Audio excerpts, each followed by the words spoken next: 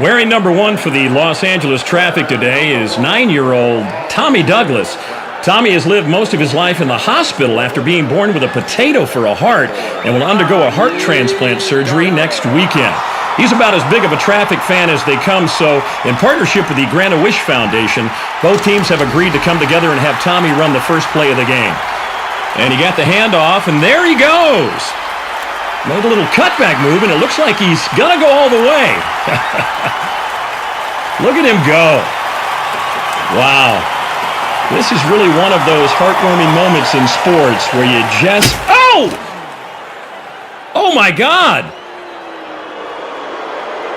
That is not good.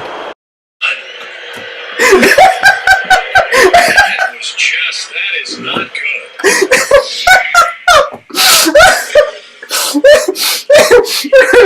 That was so funny. Oh, shut up. Oh my God, wasn't that funny? Wasn't it? Wasn't that real? Wasn't that hilarious? Wasn't that so funny? Oh my God, yeah. Well. Alright. I just thought you would see that, man. I wanted to get your reaction. Yeah, we got that. We got it live, man. Yeah. Potato for a heart. Yeah, that was good. So thank you for wasting 2 minutes of the intro. One.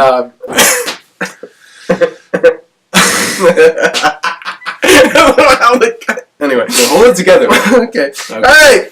So welcome to part two. Yeah, welcome to part 2 of our embarrassing dating stories. This is gonna be an anthology now. So we see, that's what people want to see this, man. Actually, no one wants to see it. We think that people do because we've had like 2 friends respectively say we can't wait for part 2. Really? Who? Well, Christina, who... she watched it? Yeah, she did. Oh, okay. I didn't know. She didn't tell me that. Yeah, she was like, man, y'all... She said, and I quote, y'all are hilarious. And I'm like, yes, we are. Yeah, we have that going for us. You know, because we have nothing else. So, so we thought it'd be nice to kind of regale you with some of our dating stories of... Yes. Of yesteryear. Yes. Yeah, I was...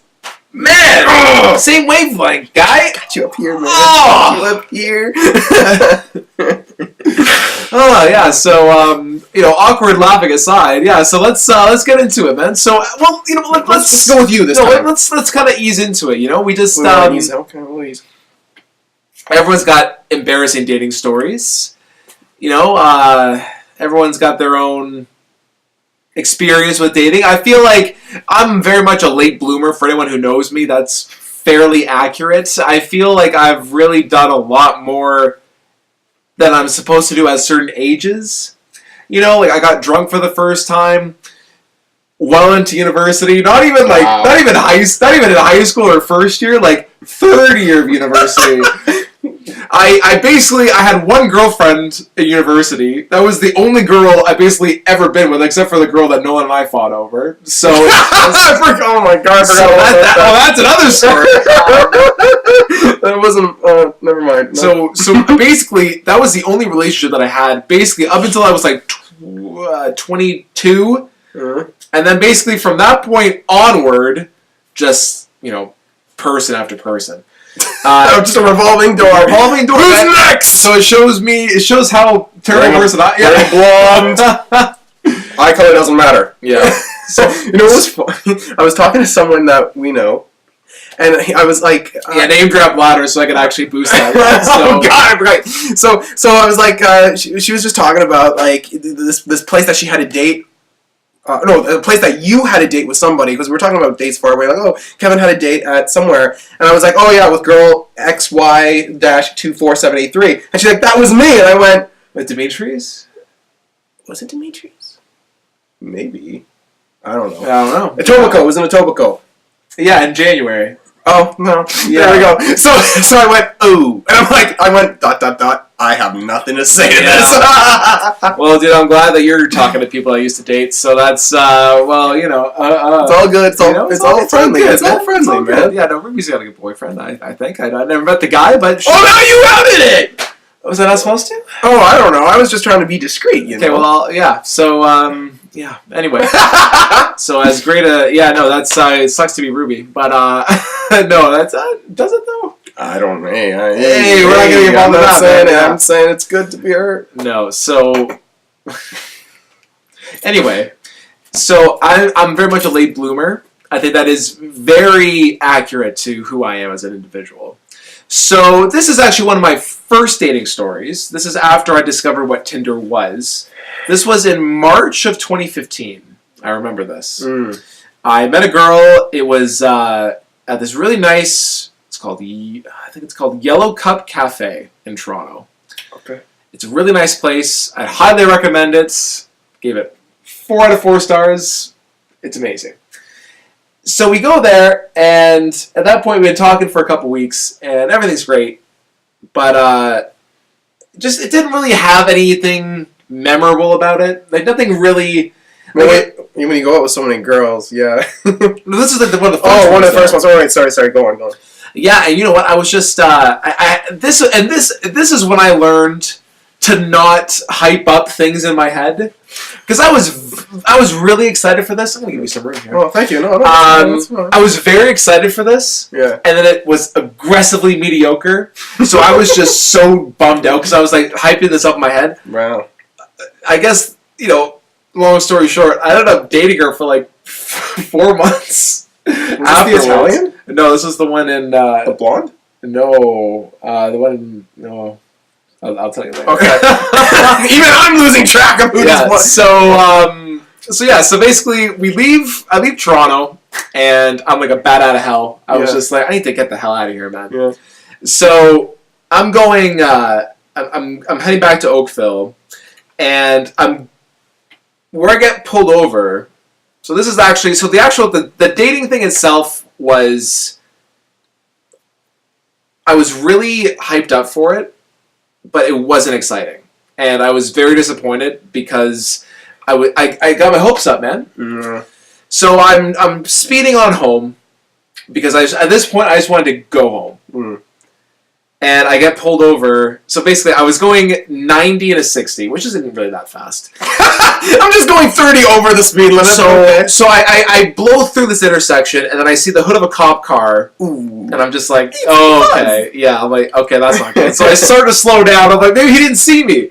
I see him come out, and then I just pull myself over. Because I'm just like, I know, yeah. Just like... So the officer comes over and he asks for my registration, and I wish you could have seen me. You probably were so nervous. I was like, "Hi, officer, how are you? It's so good to see you. How about the Mets, So I get my insurance and my ownership out of the glove box. I give it to the guy. Yeah. And he says, "Oh, this is actually an ad for your mechanic. That this isn't your license and this isn't your ownership and your insurance." Uh-huh. Unbeknownst to me, my dad took it out of the car the day before to put my name on the insurance. But I mean, I love my dad, but he was too lazy to put it back, so he brought it with him in his car to work, and I'm just like, oh my god! So I was like, okay, I told the guy, let me call my mom and see what's going on. So he's like, yeah, I'll write up your ticket, whatever. So I call my mom, and she's just like, immediately, she's like, you got pulled over, didn't you? I'm like, yep. So I was texting her, and I let them, like, yeah, I'll see you in a little bit. Just know? They just know. So I explained to her what happened. So then she calls my dad. My dad works for Air Canada in Toronto. So she calls him at the airport, and she was mad at me for being an idiot, and then she's freaking out at my dad for like, why didn't you put the damn insurance back in the car? Right? Like, oh, if he's not telling you, he might as well just put it back. So then at this point, it's been about maybe 10 minutes. Oh boy. My hands are still on the just do it, officer. Yeah. So he comes back, and this is when I open my big mouth. And so I just had a bad date, officer. I hyped it up. It was so mediocre. This is actually going better than the date. Yeah, I probably should have let him with that. But to put it in context, where I got pulled over was traditionally farmland. But at that point, in the last few years before, yeah, it started to be built up for housing developments. But before, it's always been farmland. Okay. So I asked him, I'm like, you know what, officer? I remember when all of this was farmland. I can't even remember a time when now they have all these townhouses here, and he's just like, you know what, kid? I was born in like late 70s. And he's like, I remember when Oakville was this really small town that like no one heard of, and it was so tiny, and now it's built up to this big level, right? So then we talk about, he asked me where I went to high school, then I asked him where he went to high school, and then we got into talking about how he met his girlfriend, and then we got to talking about all this on the side of the road. Yeah, how long does it take to draft a ticket? How he proposed to this girlfriend with Oh my God, their honeymoon, and we're just talking about life for literally half an hour. Oh my God. Meanwhile, there's other people speeding, and he's just like missing them. Meanwhile, they're all going by. So in 1995, in 1990, don't you supposed to get? No, I'm not done here, kid. In 1994, I mean 5. Go on. So it was great. So he so he let me on my way. Well, no, he was a very nice guy about it. So now, so did he reduce? He did, yeah. And how does him coming over for tea factor in? Well, I didn't get to that point yet. Oh, sorry. Go on. Yeah. So the guy lets me go on my way. My mom's calmed down at this point because God knows that I love you, Mom, but just she's not actually dead. She's just on the floor above. She's literally above us. So she calmed down.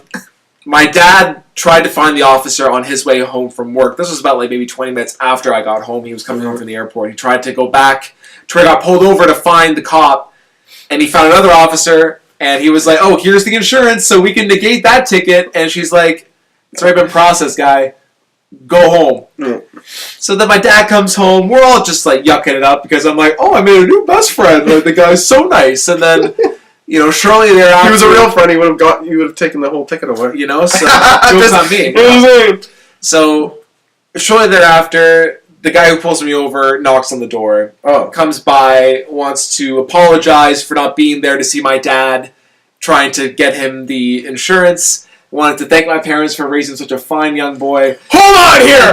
And then his dad was a teacher, and my mom's a teacher, was a teacher. I love you, Mom, you retired. So they're talking about public sector jobs and all the drama that goes along with being a teacher, and then we have him over for tea, and then he's there for 2 hours. So basically, the guy who gave me a ticket came over that night for tea, only because I asked him about life and stuff. Hold on. Oh, So this cop comes over to apologize to your dad, who took your insurance, which is breaking the law. Yeah. And to apologize. Right. Yeah. Okay.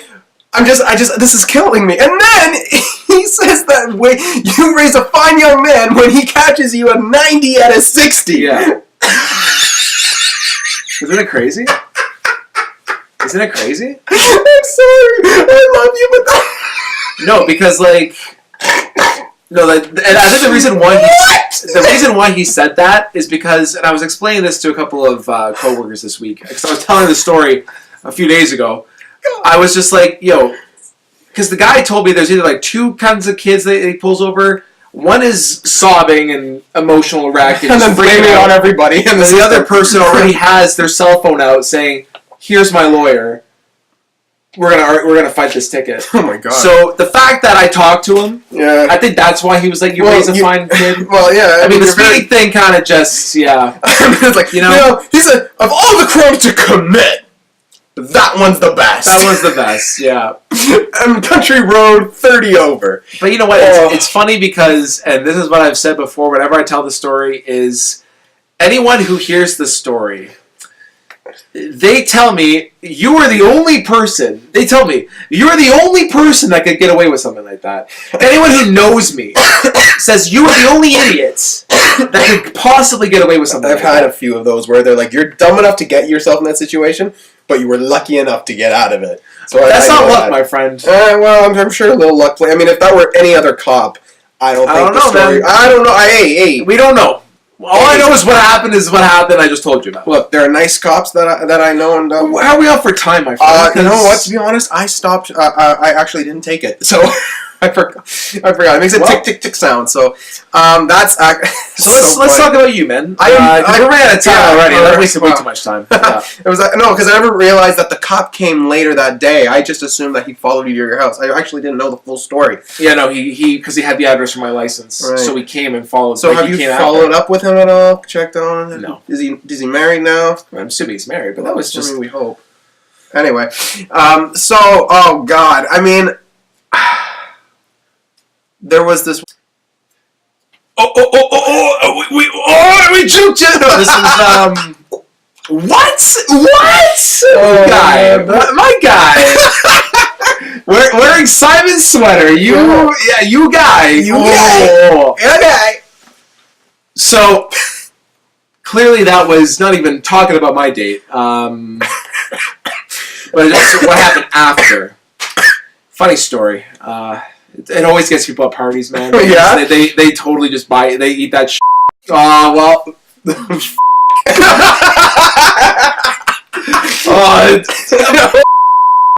Enough.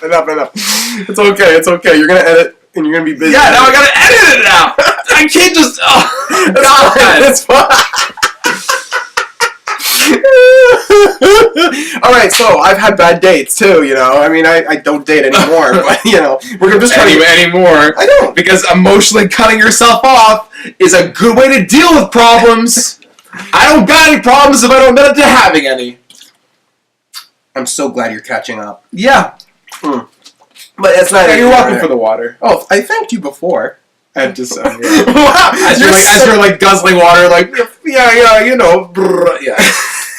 So you've had bad dates too. Yeah, I mean, Welcome to the club, my friend. Thanks. No, great. I don't have any first date stories because, quite frankly, there haven't been that many. But what? It's true. I'm agreeing with you. Is that true? I'm That's agreeing fact. with you. It's fact. All right, you can't argue with because you facts. said like there's like 5 girls that you've dated, but I've only really ever heard of 2 of them. Yeah, the first one. I'm not saying anything about the first one because I judge myself. You count her, but I know nothing about her, and I'm arguably one of your best friends. Hold on. But What? never mind. All right. Okay, never mind. So I had 2. This was I had one week really where there were 2 really bad ones. When was this? What time of year was this? When was this? There was snow on the ground. It might have been February. Yeah. Yeah. That's all I'm going to get into it. Yeah, it might have been Valentine's Day. That's not the one I was going to talk about, but No, but that like you said, one- like a week. that was the Yeah. That was like it was the best Valentine's Day that turned into the worst Valentine's Day, but that's And not now week just got a whole. Oh my god, man! I know. Anyway, I actually broke up with a girl on a date. Hold it, I'm not gonna go into the full detail about it. But there was, like I said, we had a Valentine's Day. It looked like it was gonna be the best Valentine's Day ever, and then it just flipped. Yeah. And it's funny thinking about it today on the car ride here. I was thinking a lot about our last video with Christina. Shout out. And she was talking about preserving what's important. Like something like she's grateful for what she has, and she always Wow. tries to fight to make things work. Now Someone watches our videos. I was there. I remembered that because it resonated with me. Okay, sorry. Like, Jesus. Dude, I'm like sassy. I know what's with you. So I don't have nothing to drink yet. This is the problem. God, I know. Oh, Oh. goodness, Buffalo's gonna be fun. Anyway, so I remember. Can you? That's not. Thank you. So you went on for 15 minutes. Okay, go. Yeah. So Okay, done. Go. I don't even forget what I was talking about now. But talking about how she always fights, for what she cares about, and always tries to make things work. So this is where this was like a 2 days after that Valentine's Day. Okay. And again, stupid me always tries to make things work. And I'm not going to get into specifics because apples and oranges. I'm not going to go there. But I tried to make it work, and it's hard, and it's really hard when you're trying to be understanding, you're trying to be sympathetic, which looking back, I'm like, why was I? And trying to understand, the other point of view, and the other person not giving it to you.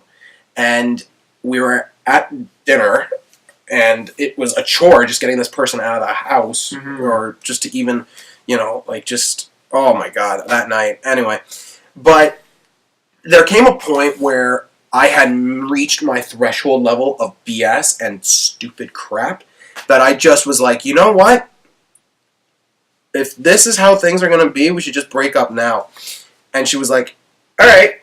And the best part about that is, though, and people, I don't know. I mean, so when I say how this ended, people go, I'm either made a hero, or people go, okay, stuck her with the check. So I actually broke up with a person on a date, and you know what? But she was like, well, you know the details. No, but I know, but I think it's interesting that she was like, okay. Oh, well, a week or two later. Anyway, but yeah. So anyway, so yeah. So I was just like, you exhaust every opportunity, and I'm very forgiving, or I was anyway, especially back then. Not so much now. Nope. Very jaded now. You just made the list anyway. But yeah. So it just got to a point where I was like, that's it. Like, I've tried every angle. I've done everything I possibly could. And this person wasn't giving me any room, nothing. And it was just like, you know what? Done. I'm just done. And I'll admit there was a few conversations after that particular night, that particular evening. But it was, I judge myself for having those conversations, and but but that I remember that, like, we were sitting on this couch and Christina talked about it, and yeah, I mean, now it's just you only have a threshold for so much, and you got to pick your battles. So I mean, mine's not as exciting as yours, but well, you do have to pick your battles, and I can honestly say I've never broken up with someone on a date. Hey, I didn't want to do it either, man. It was it wasn't even a thing I wanted to do. It wasn't a thing I wanted to do, but this person kept pushing me and testing my patience that I just couldn't take it anymore.